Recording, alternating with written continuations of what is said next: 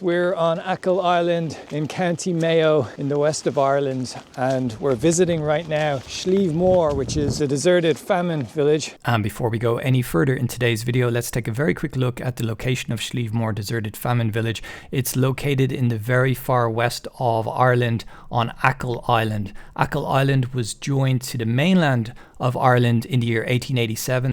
That is important because that was after the potato famine, which occurred during the years of 1845 to 1852. And it was during the potato famine that most of Slievemore village was deserted. Some 20 years later, after the potato famine, virtually nobody was left living in Slievemore. In this video, we'll also delve into the records and find out some of the names of the residents of Slievemore. A bit later on in the video, we will also take a quick look at the Ordnance Survey map of 1838 to compare the structures that were listed in the Ordnance Survey map of 1838 with the structures that remain today. You can see the lines in the fields. This is where the people back then would have grown potatoes. So of course Ireland is famous for potatoes, but it's sadly the potato famine that tragically led to so many people dying, starving to death, and emigrating en masse across the world. But those lines are the potato beds, and you can see these lines all across the Irish landscape, especially in this part of Ireland. And why did they grow potatoes? Well, it was the one thing they could basically afford to grow and eat to give them enough nutrition at the time, because they were so poor. These are the abandoned houses of this village of Slievemore.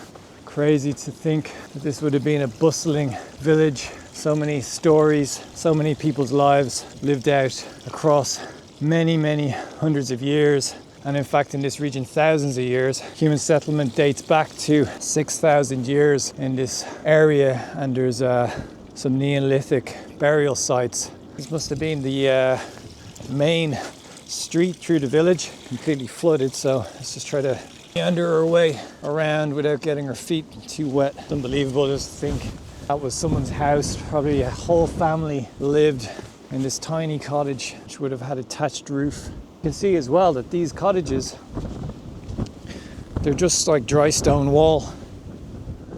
Just layers of bricks on top of one another. And of course another reason why people lived off of potatoes was because also the land wasn't very good for growing much else. So this land is quite boggy and acidic soil and not really very good for growing other types of food. I wonder if this street, if it had a name. I'm sure it did, whatever the main street of the village was called. Let us know in the comments if you have any information, any additional information about this village and the buildings that I'm showing.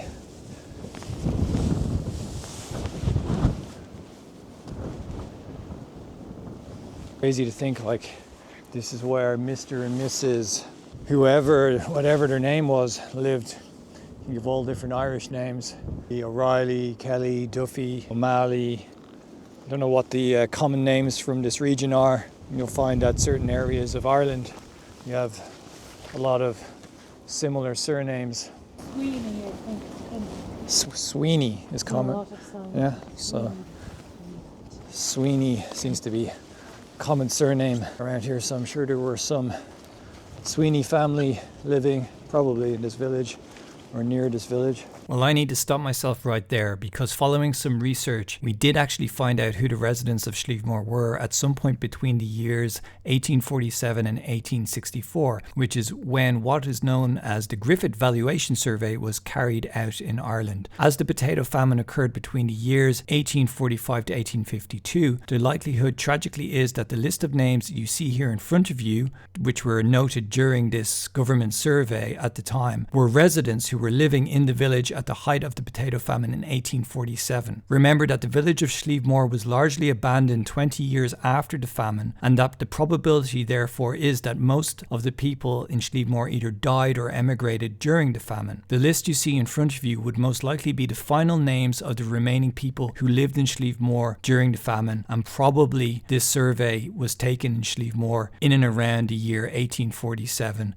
to 1852 and most likely closer to 1847. So let's take a look at the details of the Griffith Land Valuation Survey a little bit more. And here we have on the askaboutireland.ie website a historical map that was made during the Griffith Land Valuation Survey that corresponds to the list of residents that lived in various places at the time. So in this case, obviously, we're talking about Slievemore. Now let's look at a list of residents that correspond to the map.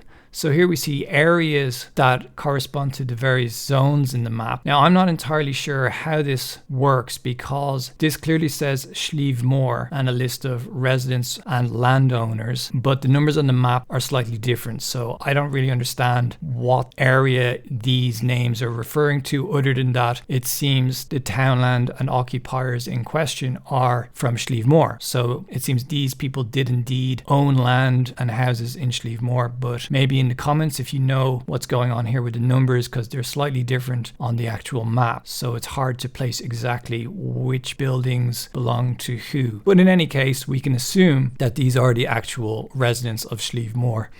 So here we have the list broken down into various columns denoting the rateable annual value of their property and land in pounds, shilling and pence, from which somehow they worked out the property tax was made at the time. So here we can see various people. So let's take someone like this person. We have Michael Lavelle, house, office and land. So this person owned a house, office and land, and it seems that the land was worth 17 shillings and the buildings were worth 8, and the total annual valuation of rateable property was £1 and 5 shillings. Now these are grouped together. If you know why, again, please let me know in the comments, because these people have different surnames. So there's a few Lavals here, but we also have an Egan, a Fadian, a Moran and a Farry, and then another Laval. So I don't understand exactly what this is referencing in having these groups A, B and C, and the same with the numbers, they're slightly different on the map. But yeah, let me know in the comments if you understand this a little bit better and what is going on here. Yeah, it's just really amazing to see. It's really amazing to see the list of people that would have lived in Slievemore at the time. So now we're not just guessing the names of people, we know the names of people that were living there. And tragically, as I said earlier, this record must have been made around 1847 because some 20 years later, the village was abandoned as a consequence of the famine, which ended in 1852. So the land survey continued to 1864, but it was really between 1847 and 1852 that Slievemore would have, for the most part, become largely abandoned. And soon thereafter, whatever people remained would have left. Tragically, looking at this list of names, some of these people may have died and certainly emigrated, and their relatives may live all across the world today as a consequence of the potato famine. I'd also like to add that there are a number of other pages in the Griffith Valuation Survey that may contain more residents of Slievemore, so this list is not necessarily exhaustive and there may be residents of Slievemore that are not included on this page. And this list does not necessarily include siblings, children or spouses of the people that are listed here. Now back to the video. And this village extends quite a bit beyond into the distance there. I don't know if they're two separate villages or just one. I guess it's one village, but there's another lot of houses that are close together. There's a little separation between them, but it's probably all one village. You can see it extends this way. Taking a look at the Achill School website, we can see a screenshot from the first edition Ordnance Survey map of 1838 of the village of Slievemore and Achill Island. And here we can see, comparing with what's available on Google Maps, the difference. So if I zoom back into Google Maps, you can see the remains of approximately 74 cottages. If we look on the Ordnance Survey map, there were quite a few more cottages back then, and if we have a look at the details, we can see that in total the village stretches from east to west for about 1.5 kilometers, which is still true today in terms of the ruins. But back then in the Ordnance Survey map of 1838, 137 houses were recorded, of which traces of 74 can still be made out. So there is quite a dramatic change in the number of buildings, but still an impressive number of buildings remain today. So the weather forecast today is it's looking a bit sketchy. You can see again out to sea, If I just zoom in, you can see the waves crashing against the cliffs and onto the beach. Uh-oh, speaking of which, we just had our first accident of today. Are you okay? Yeah, that gin's going for the wash. Oh no. Oh no. Well, and my foot is wet. you're taking a bit of Slievemore back I am with taking us. some Slievemore back. Oh dear. Shall we try to continue? You're gonna wait there? Yeah, I don't blame you. I'm gonna try and get across here. It's well, I don't know how my shoes are still dry. Tatiana is going to try to stay safe and dry on the other side. It's starting to rain a little bit, so apologies if there's some rain on the lens. There's more buildings over this way. So wander through the grass here. Yeah, so really let us know in the comments if you have any additional information on this village. It's just amazing to think that so many people spread out across the world right now would have originated from this village, this deserted village on Achill Island. Yeah, you can see here there's a great view. If I try to zoom in a bit, you can see how far the village extends. It's like basically a ghost town. It's very interesting to see, but it's really sad to think of all the people that would have died around here and during the famine and forced to emigrate, leave their lives and loved ones behind. In many cases, never to see them again. Set out for new lives across the world. Places like America, Australia, Canada, New Zealand, of course, the UK.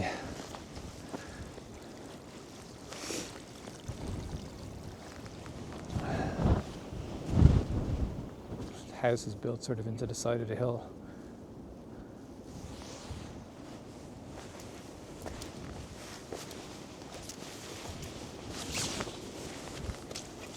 Let's see if we can get to the entrance of this house. Oh, more boggy land. Ooh, there's a doorway on this one. Let's have a quick peek inside.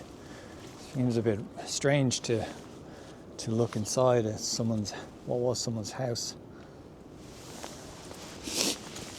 I feel like knocking on the door out of respect. There's a wooden pallet. I'm sure that's not original. Just go inside here. You can see the window. It's amazing. I think there would have been a fire. Maybe on this end, who knows. Certainly a nice view, but a view doesn't feed you. Ooh. It's not easy trying to not slip like poor Tatiana just did. And the places we go to show you the world. And this has to be one of the most spectacular places that you can visit. The views are just epic. Heartbreakingly sad though to see the remains of people's lives. I'm sure many happy times were spent in this village before the famine happened. Again, in the comments, let us know if you know how many people lived in Slievemore at its height, at its peak. And again, these potato beds, you can see the lines. It's just so crazy to think that something so simple like a potato failing, crop failing, with this potato blight that happened led to the death of so many people in the millions. I can't remember the exact figure, but I know it's disputed exactly how many people died, but I think it's 1 to 2 million people. others, millions and millions and millions left this country, and the population has never recovered. The population of Ireland today is 5 million approximately. It's grown quite a bit in the past decade.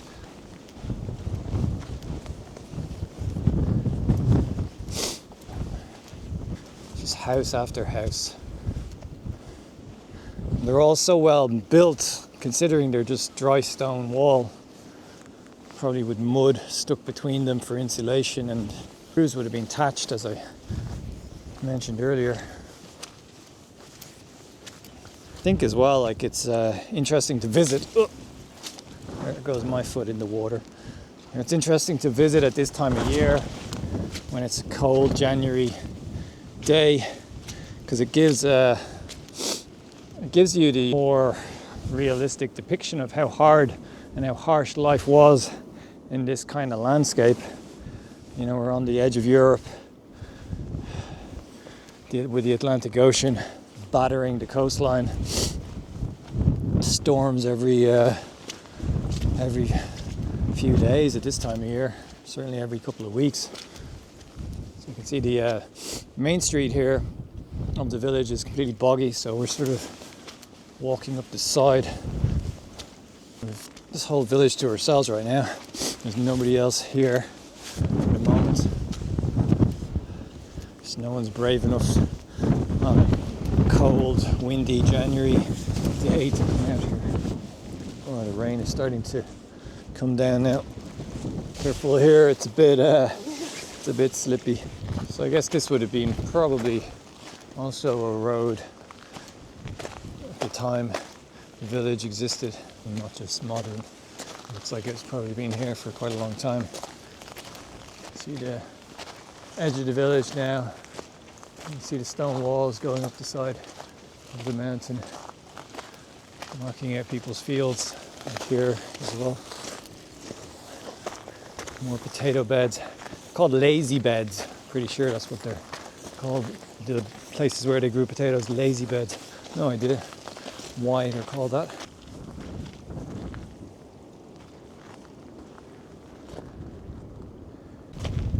So we're just walking on the edge of Slievemore, and there's yet more houses on the edge of the village. There's a few more more houses in Slievemore. There's always more houses in Slievemore. See just in the distance there's a few more. And I think further up I see even more.